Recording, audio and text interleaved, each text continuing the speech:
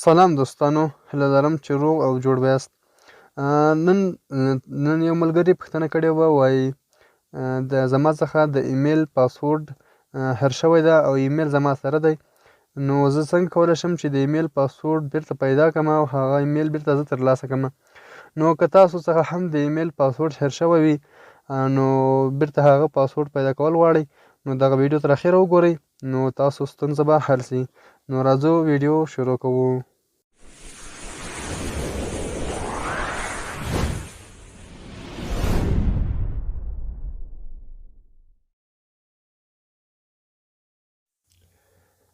دوستانو، که تاسو زمونږ چینل نه یې سبسکرایب کړی، زمونږ چینل در سره ضرور سبسکرایب کړئ د داسې نورو معلوماتي ویډیوګانو لپاره.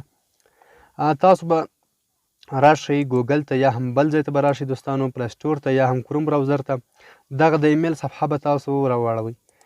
دغه ایمیل تاسو څنګه راوړلی شئ؟ تاسو په سیټینګ کې تاسو ته لنډه طریقه در وښیم.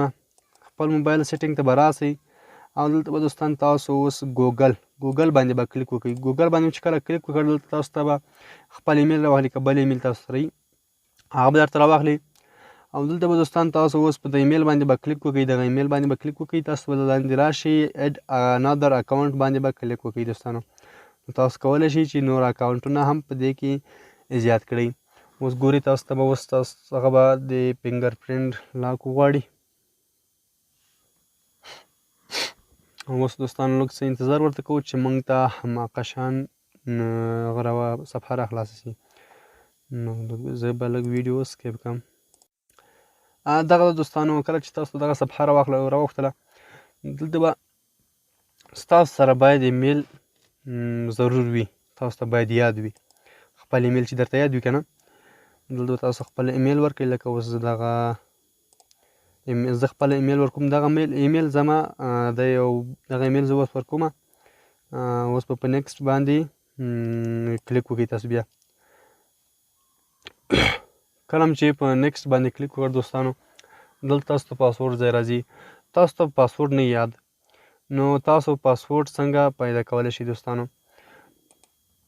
دلته به دوستانو تاسو په فورګیټ پاسورډ باندې کلیک وکړئ.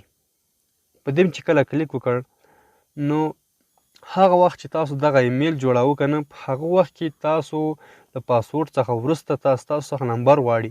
که تاسو هغه نمبر هلته ورکړی وي، کوم نمبر چې تاسو ورکړی وي، خو بیا ښه ده، بیا تاسو کولی شئ ایمیل ترلاسه کړئ. که تاسو هغه وخت کې نمبر نه ورکړی یا هم تاسو ایمیل زیات کړی وي یا هم نمبر ورکړی وي، تاسو کولی شئ ورته داخل شئ خپل هغه ته ایمیل ته.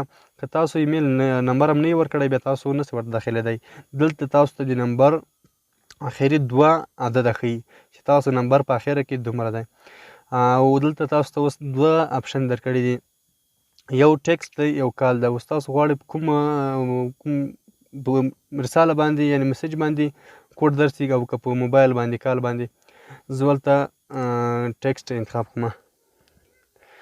ټیکسټ مې ورته انتخاب کړ دوستانو. اوس به ما ته په میسج باندې کوډ راسي، هغه کوډ به ورکړئ دوستانو. له هغه کوډ څخه به وروسته تاسو دوستانو کوډ راغی ور داخل هم څه سیم کارت هم په دغه موبایل کې ده. دغه کوډ تاسو ته ښکاري 355715. دلته ما ته ولیکل. اوس ګورئ دوستانو، وایي لومړی یو پاسورډ ورکړئ، لومړی نوی پاسورډ، دوهم هم هغه پاسورډ ورکړئ.